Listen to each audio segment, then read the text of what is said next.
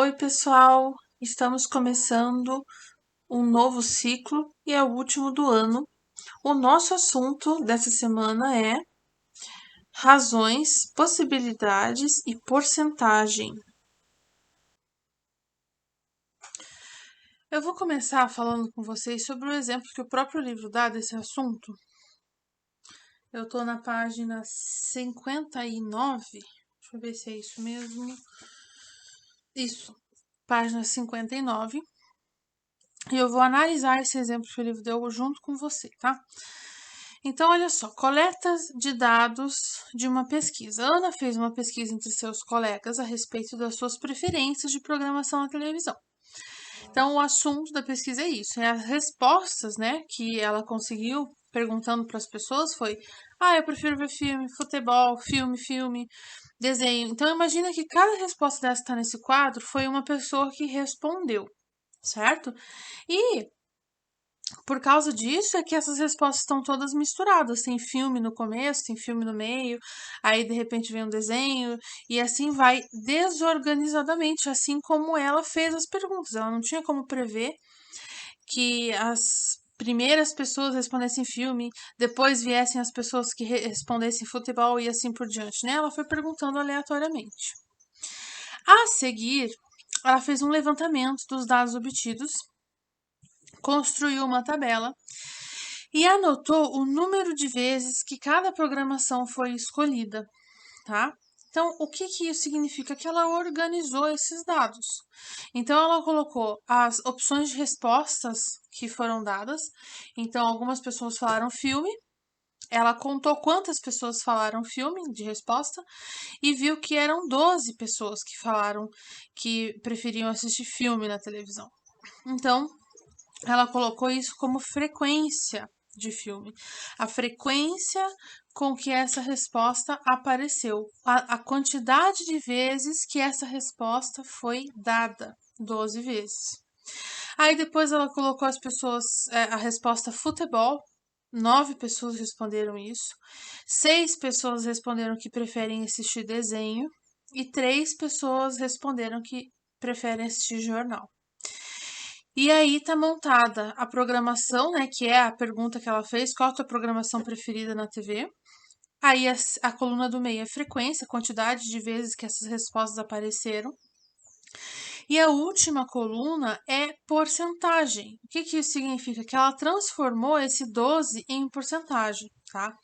Lembrando que quando a gente fala de porcentagem, a gente está falando o seguinte: quanto que aquela quantidade representa do total, né? Se você for prestar atenção neste primeiro quadrinho aqui, ó, que eu tô fazendo a flechinha aqui agora, a gente tem 30 respostas dadas. Então, na verdade, a gente sabe que ela perguntou, a Ana, né, que fez a pesquisa, ela perguntou para 30 pessoas isso, né?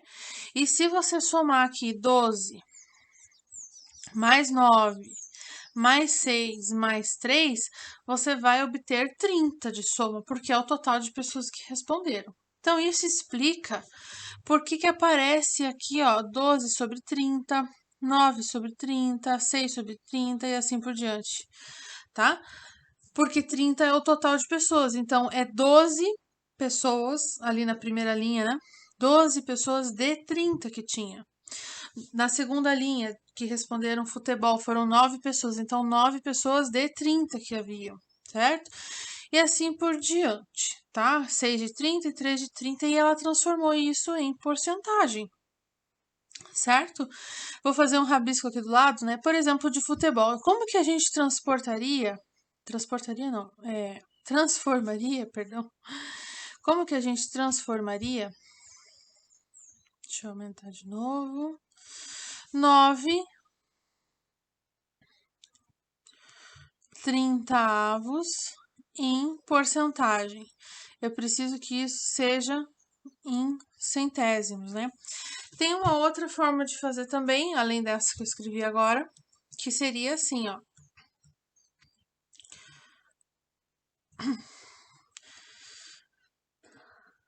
Quanto por cento do total, que no nosso caso é 30, é 9. né? Então, quanto por cento eu não sei, eu chamei de x. E a gente sabe que é só fazer x sobre 100 vezes 30 igual a 9 e encontrar o x dessa maneira, né? Bem fácil também de fazer isso. Então, vai ficar x sobre 100 igual a 9 divididos por 30. Multiplica cruzado aqui, né? Então, vai ficar 30x igual a 9 vezes 100, 900. Se você deixar o x sozinho e dividir 900 por 30, dá para até cortar aqui para ficar mais fácil, x é 30%, né? Então, que é o que eu já tinha aqui anotadinho aqui pelo próprio livro, né? Então, só para você ver a maneira de fazer isso, tá? Ele fez isso com todas as outras, com esse 40%, com esse 20%, com esse 10%, tá? E dessa forma, ele colocou aqui, a gente pode chamar essa porcentagem aqui também, tem um nome especial, a gente pode chamar de frequência relativa. Se aparecer isso em alguma tabela algum dia na sua vida, é a porcentagem referente à frequência que você tinha, tá? Então, indo aqui para baixo, a gente tem nessa tabela a frequência é o número de vezes que a informação apareceu. Para melhor visualizarmos essa frequência, construímos um gráfico que divulgará o resultado da pesquisa. Então, agora a gente vai ver como que a Ana, que é a pesquisadora, fez para organizar num gráfico essa pesquisa, né? Então, ela colocou lá. Vou até diminuir aqui para você conseguir ver a tabela e o gráfico ao mesmo tempo, né? Então, eu tô falando dessa tabela aqui, né? E desse gráfico aqui, tá? Deixa eu tirar esse rabisco que eu fiz para não atrapalhar. Então, veja aqui comigo que filme foi o maior número de respostas, foram 12 respostas, então ela ergueu uma coluna para filme até aqui, ó, o número 12, né? Aí, futebol foi a segunda maior resposta. E ela colocou aqui a coluna para ele até o número 9, né? Desenho foram 6 pessoas que responderam e jornal foram 3 pessoas. E dessa forma você consegue visualizar certinho quem teve, qual dado foi mais respondido e tudo mais. É um jeito assim bem simples de você ver o resultado da pesquisa, tá? E aí, o que eu quero de você hoje, tá? Eu quero que você faça uma pesquisa, aliás, a pesquisa está pronta, né? A pesquisa, eu tô falando pesquisa o tempo todo, gente, porque é o nosso exercício aqui. Mas eu poderia ter feito também um experimento, né? Então, que nem aqui no exercício vocês vão fazer, eu jogo o dado, né? Quantas vezes cai o número tal e assim vai. Pode ser um experimento também. A gente tá vendo isso, né, gente? Agora, na nossa vida real, com a questão da vacina do coronavírus, né?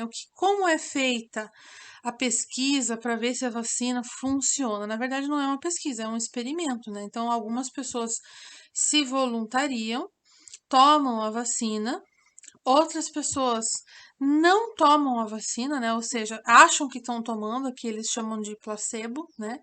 Que é, e as pessoas não sabem se elas tomaram a vacina real ou se elas tomaram placebo, porque isso faz parte da pesquisa, né? E aí, dessa forma, eles conseguem colocar esses dados, né, numa tabela e depois num gráfico e organizar tudo isso. E dessa forma, eles conseguem ver que as pessoas que não tomaram a vacina ou as pessoas que tomaram a vacina tiveram chances diferentes de pegar o coronavírus, certo? Ou que pegaram o coronavírus. Quantas pessoas que estavam sem a vacina pegaram, quantas que estavam com a vacina pegaram, né? E aí, nisso que a gente vê essas notícias que a gente vê no jornal, né? 92% de eficácia ou 90% de eficácia. Isso vem de pesquisas como essa aqui. É claro que bem mais importante lá, né, quando se diz respeito à vacina, porém, o mesmo tipo de raciocínio estatístico, olha só. Estatística é um dos ramos da matemática que vai organizar, analisar e divulgar os resultados de uma coleta de dados, tá? É justamente disso que nós estamos falando aqui. Então, eu quero que você faça o exercício da página 60 e 61, que começa aqui, ó. João lançou um dado 40 vezes e foi anotando os resultados, obtendo os seguintes números. Então, ele jogou, deu 5. Depois jogou de novo, deu 2. E depois 3. Ou seja, ele foi fazendo essas anotações desses dados, certo? E você vai ter que organizar esses dados que ele conseguiu. Os dados agora o número que caiu, né? Não o próprio dadinho, o cubinho ali, né? E na letra A, ele fala, faça um levantamento dos resultados obtidos completando a tabela, ou seja, organize esses dados na tabela. Eu risquei aqui para não aparecer a resposta do meu livro, para não perder a graça, né? Mas você consegue fazer isso tranquilamente se você pegar como exemplo o da Ana aqui de cima, que foi o que a gente conversou da pesquisa da programação de televisão, tá bom? Por hoje é isso. Espero muito que vocês façam com atenção esse exercício 1 e até a próxima. Tchau!